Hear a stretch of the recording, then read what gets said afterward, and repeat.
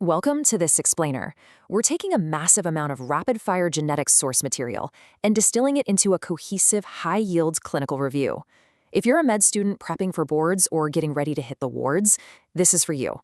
We're keeping the focus strictly on the underlying clinical relevance, because understanding these genetic principles is literally the foundation of modern medicine. Let's get into it. Okay, here's our roadmap for today. We're going to cover 1. Molecular mechanisms and mutations. 2. Chromosomes and cell division. 3. Complex inheritance patterns. 4. Clinical risk and penetrance. And finally, 5. Population genetics and testing. Basically, we're zooming out from the microscopic level of DNA all the way up to macroscopic population genetics and modern lab techniques. So, starting off with Section 1, Molecular Mechanisms and Mutations. This is where we look at the absolute foundation, how our genetic code actually translates into the proteins that do the heavy lifting in our cells. Let's walk through how this builds. Step 1, as you probably remember, is translation, converting that mRNA sequence into an amino acid chain, right? But what happens when there's a glitch? In Step 2, we've got a missense mutation. This alters just a single amino acid, but crucially, it doesn't introduce a stop codon. Because of that, the overall length of the protein stays exactly the same. Let's do a quick math application in Step 3. If you have a missense mutation in a 1200 nucleotide sequence, you just divide that 1200 by 3, since every 3 nucleotides make a codon, and you still get exactly 400 amino acids. The protein length is identical, even if its actual function is totally out of whack. Now, to anchor this in reality, we have to ask a super practical question. How does a totally different type of mutation, specifically a nonsense variant, actually change things at the bedside when we're prescribing meds? Here's the deal. A nonsense variant, especially one right up front in the first exon, throws up a premature stop codon. Unlike that missense mutation we just looked at, this hits the brakes hard on translation. The result? A complete loss of enzyme function. Now, imagine that enzyme is responsible for metabolizing a drug in the liver. Suddenly, you have a severely slower rate of drug breakdown. Clinically, this means you absolutely must give that patient a significantly lower dose to avoid dangerous toxicity. Interestingly, we can actually leverage this kind of genetic disruption therapeutically. Think about CRISPR/Cas9. By intentionally introducing double-strand breaks, we drastically increase the rate of homology-directed repair, or HDR, using template DNA. We're literally using breaks in the code to force the cell to fix itself using a template we provide. Pretty wild, right? All right, moving on to Section 2, Chromosomes and Cell Division. We're stepping back now to see how all this DNA is safely packaged and divided up. You'll want to pay attention to this juxtaposition because it is incredibly easy to mix up on test day. Sister chromatids are identical duplicates born directly from DNA replication. They carry the exact same allele. They are quite literally carbon copies of each other. Homologous chromosomes, on the other hand, are the broader pairs. You get one from mom, one from dad. Because they come from 2 different parents, they carry different alleles in a heterozygous individual. Keeping that distinction crystal clear is vital for mapping out how traits are passed on. Now, during these complex cellular dances, structural changes happen all the time. Take an inversion, for example. This is where a DNA segment just flips its orientation.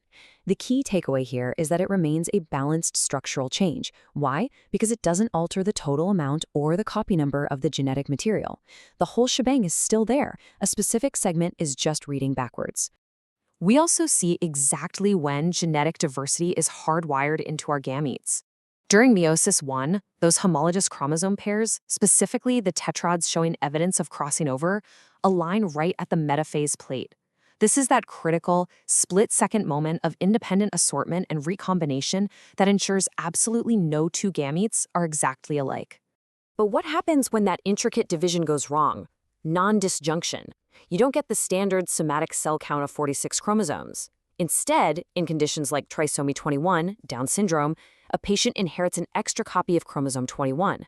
That brings their total count to 47. Just one single extra chromosome, and it drastically alters the entire phenotypic presentation of the patient. Which brings us to Section 3, Complex Inheritance Patterns. Now we can actually map these pedigrees and see how these genetic packages flow through families, which is super high yield for your clinical rotations. Let's set up a classic board exam scenario. Think about recurrence risk. If we cross 2 heterozygous carriers, big A, little a, for an autosomal recessive condition, what exactly are the chances that their child will actually be affected by the disease? The math gives us a neat 25% chance. In that classic Mendelian-Punnett square, 1 out of the 4 possibilities results in the child inheriting both recessive alleles, the a genotype. That's what makes them clinically affected. But here's where it gets interesting, because real life often deviates from that basic probability. For instance, X-linked recessive traits classically skip generations and primarily affect males since they don't have a backup X chromosome to mask the mutation. Then you've got mitochondrial DNA, which is inherited strictly from the mother. Males literally cannot pass a mitochondrial condition to their kids. Oh, and genetic linkage? That straight up violates the law of independent assortment. Genes that sit physically close together on a chromosome rarely cross over. They travel as a package deal. Finally, don't forget about imprinting centers. These govern genomic imprinting by maintaining parent-of-origin methylation patterns. This means it actually matters whether you got a specific deletion from mom or from dad, like we see in Prader-Willi and Angelman syndromes. Okay, moving into section 4, clinical risk and penetrance. It's time to look at the clinical reality of what actually happens when a patient harbors one of these genetic risk factors. If you're going to understand oncology risks, you absolutely have to nail this difference. Tumor suppressor genes require a loss-of-function mutation to fail at their job. Think of them as the brakes on a car. You literally have to cut the brakes to lose restraint over cell division. Proto-oncogenes, on the other hand, require a gain-of-function mutation to become active oncogenes. These are the gas pedal.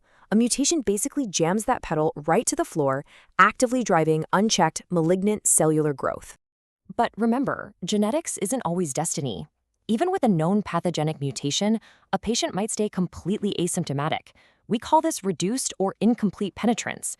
It just means their pathogenic genotype doesn't actually result in the expected clinical phenotype. They've got the gene, sure, but for reasons we're still figuring out, like environmental factors or other modifier genes, the disease just doesn't show up.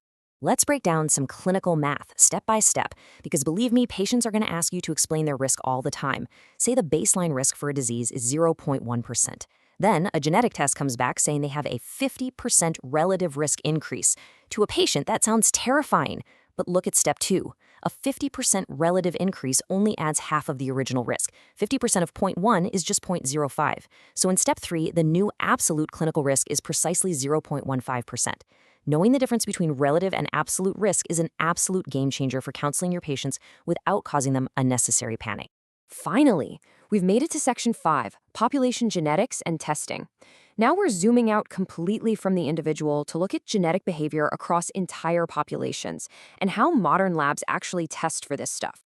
On a population scale, heritability, which we represent as h², quantifies exactly how much phenotypic variation in a group is due to underlying genotypic variants. And there's a really fascinating evolutionary dynamic here with severe late-onset variants. Think about diseases that strike well past a person's reproductive years, say after age 50. Because these variants don't impact reproductive fitness, natural selection doesn't really efficiently weed them out. As a result, these late-onset variants are maintained in the population, subject mainly to the random, unpredictable fluctuations of genetic drift. This exact dynamic sets a stage for the famous Hardy-Weinberg equilibrium. You know it, you love it, it's a board exam staple. Step 1, if a disease incidence in a population is 1 in 10,000, that gives us our Q² value of 0.0001. To find the actual frequency of the disease-causing allele circulating out there, step 2 says we just logically take the square root of that number. Step 3 isolates Q, telling us that the exact allele frequency is 0.01, or exactly 1%. So how do we find these alleles in the clinic today? Well, we have different tools. We use targeted gene panel testing, or genotyping, to look for specific, already known variants. It's kind of like using a spotlight to look for a specific sentence in a book. This is fundamentally different from exome sequencing. That determines the complete base-by-base sequence of entire protein coding regions. That's more like reading every single word in every single chapter, just to see if anything at all is misspelled. To wrap up our explainer today, I want to leave you with a thought to chew on for your future practice. We've just seen how easily a single nucleotide change can dictate severe clinical risk and completely alter drug dosing. So how exactly will the rapid advancement and normalization of whole exome sequencing fundamentally transform the standard of personalized medicine over the next decade? Are we eventually going to sequence every single patient on day 1? The future of personalized medicine is arriving incredibly fast, and mastering these foundational genetics is your key to being ready for it. Thanks for hanging out with me for this explainer, and keep crushing those studies.